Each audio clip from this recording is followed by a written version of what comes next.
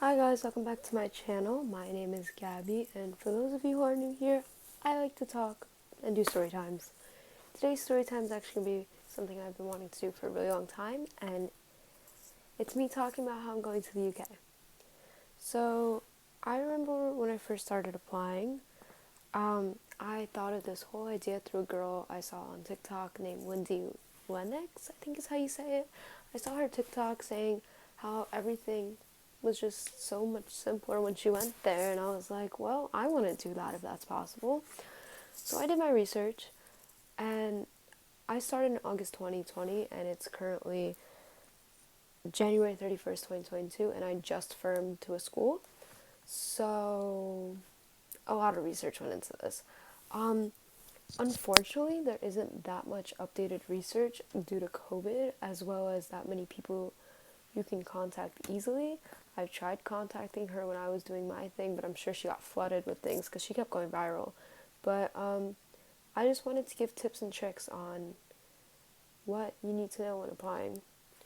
So I have a list right here on little notes that I took, and I'm just gonna go through them all and try to, hopefully this will help at least one of you if you want to apply. So I applied for film production for almost all my schools except two. I think I applied to media. I want to say it was two. I applied to 9 schools in total. I applied to 7 in the UK and 2 in America. Why I picked the UK was because I talked to a lot of people online. Like I play like Minecraft and stuff over COVID. I met so many online people, and it's pretty clear they're more educated and also start their degree sophomore year, which is year something for them, I forget.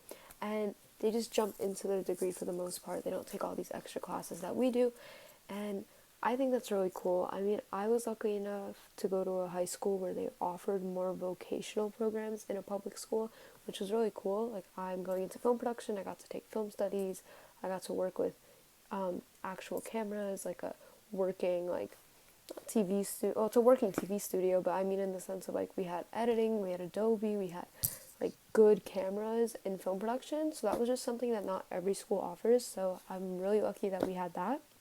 It's 3 years. Most degrees transfer without a test. Depends on your degree. If you're going for medical, you're going to have to take an exam, as it's a little bit different here and there. But for the most part, most degrees I would say transfer, but that you're going to have to do your research on because I just know my degree does. It gives you a chance to travel. Depending where you are, you can be 40 minutes flight from France for $40, or you can be 3 hours away for $100, which is compared. I live in Jersey. That would be like $800 just for one way. So it's way better. If you go there, you can get a student visa for 3 years of education, and then it's possible if you find a job to stay for another 2 years on a visa. It's obviously an experience. You're meeting people from all over, because over there, it's like if you go in state, you'll meet people from different towns, but over there, you're meeting people from different parts of a country or different countries themselves, which I think is awesome. I love meeting people. It's cheaper. You would think it's more expensive, but it's really the same price as going to most home state colleges and living there. You'll be paying the same price as that. I mean, most people will go to their home state school and not dorm most of the time, at least in my state, but it really is the same price as dorming and going to school. It's the same price as getting an apartment and a car and not living with your parents for 2 years of college and then going to college those 2 years and just not dorming. So it's all the same price. I mean, I estimated a little under 100 grand, maybe a little bit less. But yeah, no, and a lot of schools offer scholarships. Some take FAFSA. Where I applied, how much it cost, and the UCAS process. So over here we use Commonapp for majority of your schools. I wanted to avoid Commonapp as much as possible. Unfortunately, I wasn't able to because of 2 schools I wanted to apply it as my backup. Because, I mean, if you're a junior or senior or even a sophomore, you've probably been told you need a safety, you need a reach, and you need a doable school. For me, I wanted to do that, but in the UK, and then have 2 safeties to fall back on in America as well. But I wanted a safety in case I couldn't get into these top, like, higher schools I wanted to get into in the UK, because some of them took portfolios, and I just was kind of doubting myself on whether or not my portfolio was going to be good enough, but I guess it was good enough. over here it's like $70 a school.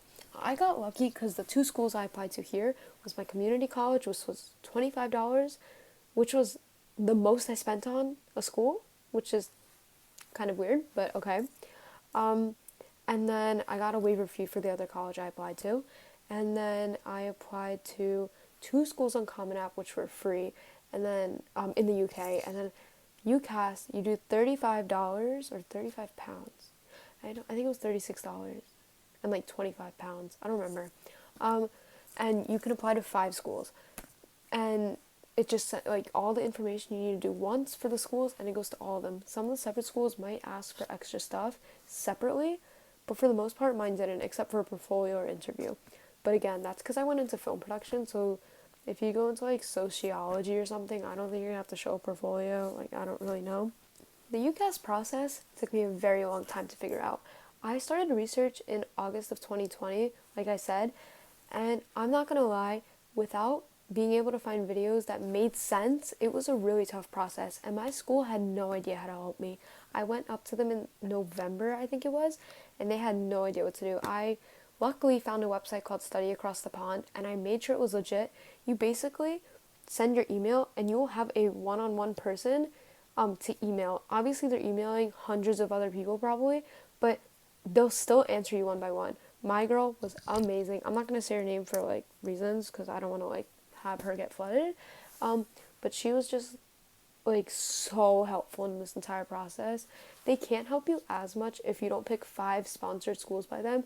I picked, I think, 3 or 4, but I know my top school wasn't sponsored by them for sure, so I know that was like, so she couldn't do everything that she wanted to do to help me.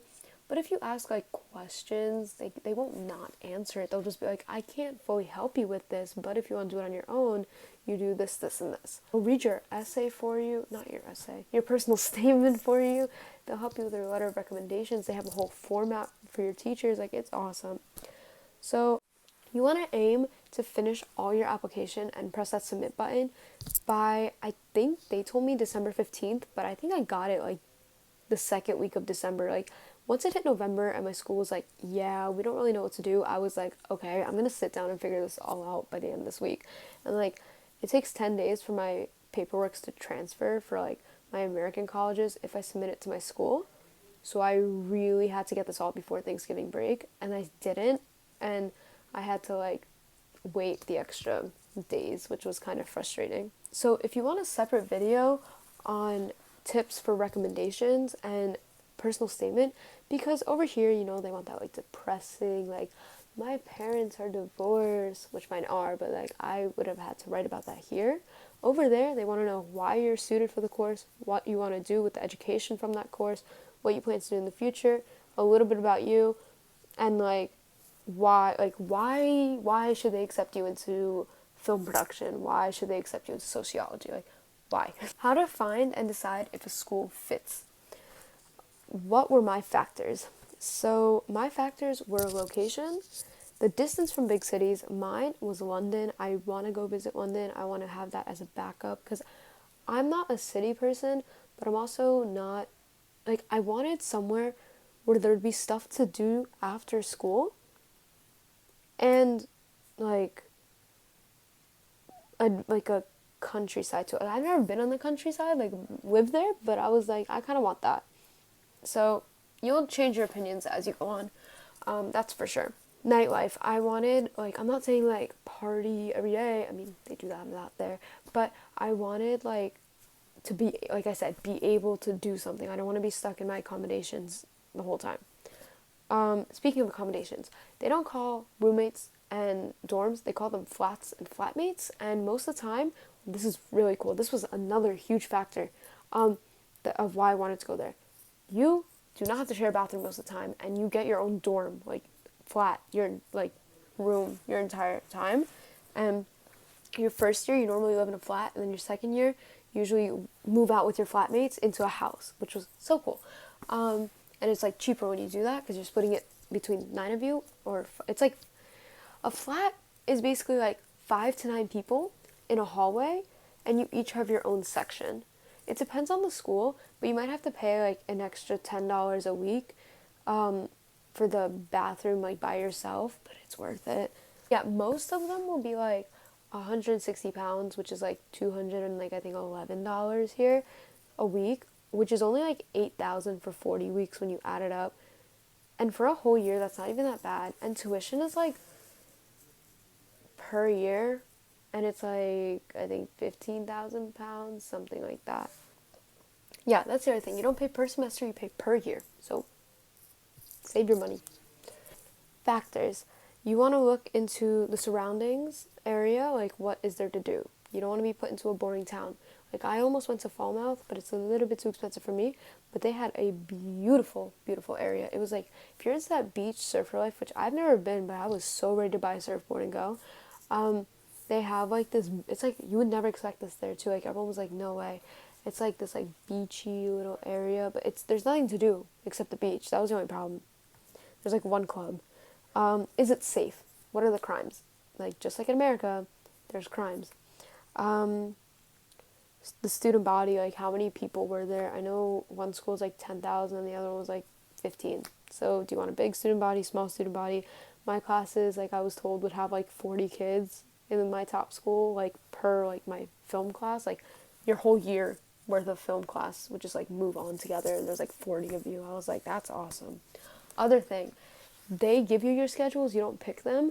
Like the day before your first class, they'll be like, here's your schedule, and like the earliest class is 9. Some of the kids were telling me, like, because I found their Instagrams and I like talked to them, and I was like doing Zoom calls with kids from the UK, Americans that are currently in the UK, and like some of them said they had 2 classes a week and then like 3 times in that day, and then that was it. You want to look at the pricing of the school, what the accommodations are, how much they are. I don't think groceries matter really that much by area. I feel like you're going to be paying the same. I estimated me spending $75 a week, which is a lot. I don't plan on spending $75. They call like school, like after school clubs, they call that societies there. I looked at what's like the societies were, like did they have like a photography one if I wanted to go continue on learning that, like a school radio, like stuff like that. A lot of them have it for like anything you wanted.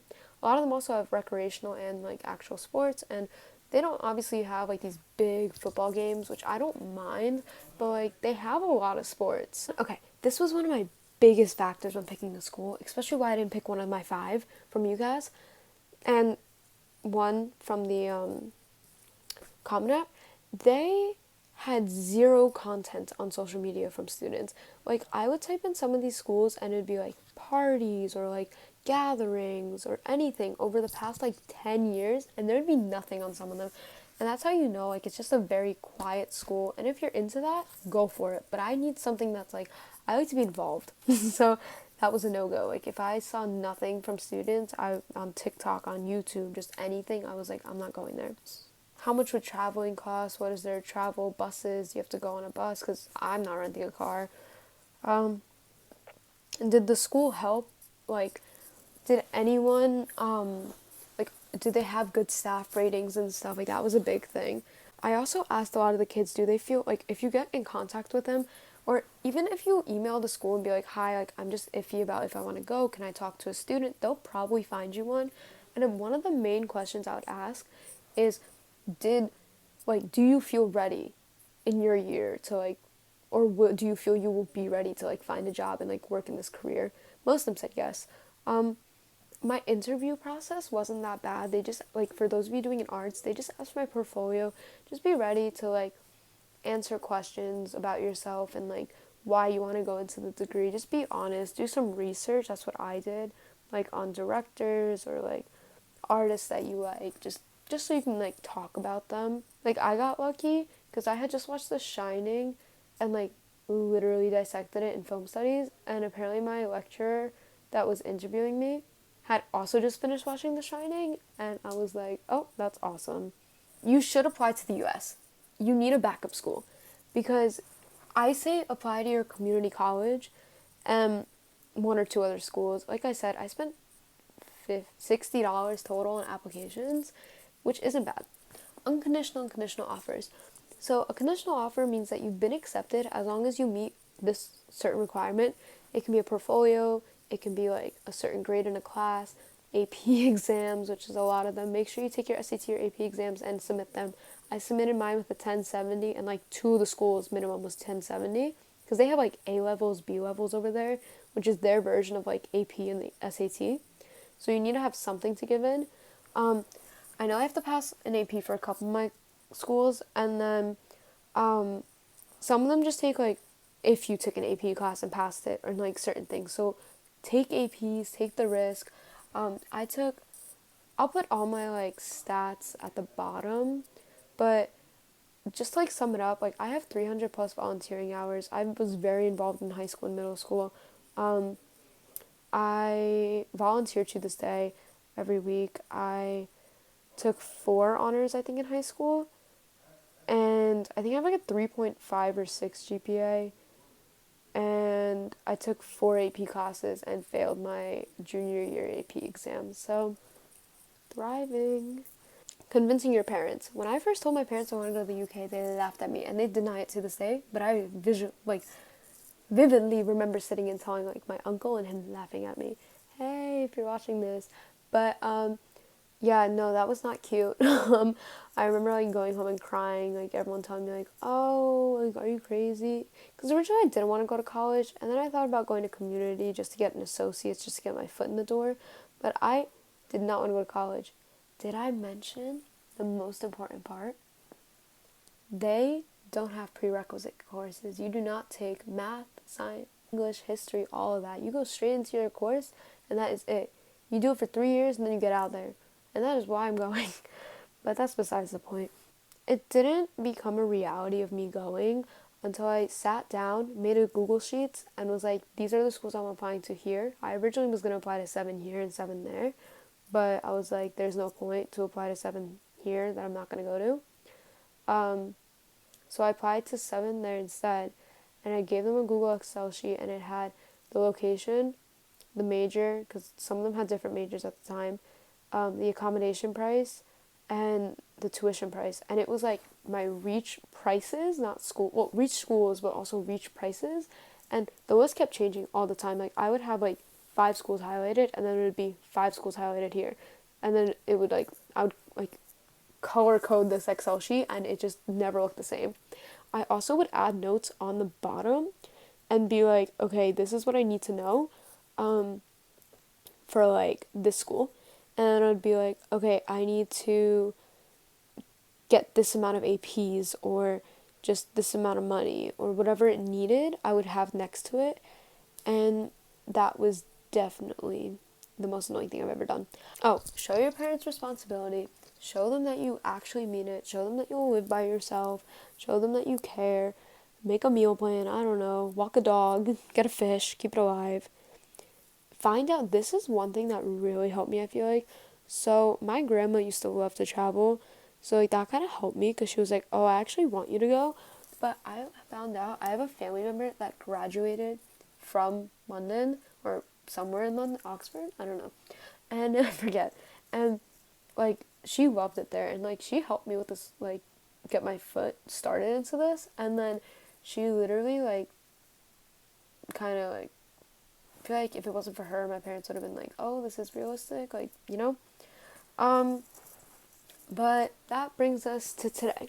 So I'm not gonna say which school I got into yet until my packing for uni, just because I don't want to jinx it, because I just firmed and insured, which when time comes and you get all 5 of your acceptances, you are going to have to firm a school, which is your top school, which most people put as their reach school that they have a conditional offer for, and then your insurance, which most people put an unconditional offer for. So I'm not going to say which is which that I put, but I did do that today, and I'm super excited, but I'm also a little bit nervous because I need to start applying for accommodations because it's like first come, first serve for location-wise. So I'm a little bit nervous about that because I'm doing that a month late. Most people start in January, which I didn't realize. I thought that was just like the opening date. So I'm really hoping they like accept me, or at least accept my offer, so then I can start applying and deposit. But if you guys have any questions, I will literally answer all of them in another video or in the comments or whatever, because I want to help anyone else who wants to do this, because I think it's really cool.